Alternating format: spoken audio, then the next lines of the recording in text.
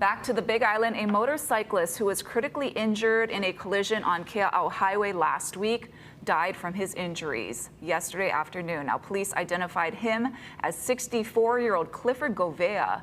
Investigators say he rear-ended a vehicle between the Macadamia Nut Road and Kipimana Street intersections last Thursday. He was not wearing a helmet at the time of the crash. Now, this marks the 21st traffic fatality of the year, compared to 14 the same time in 2025.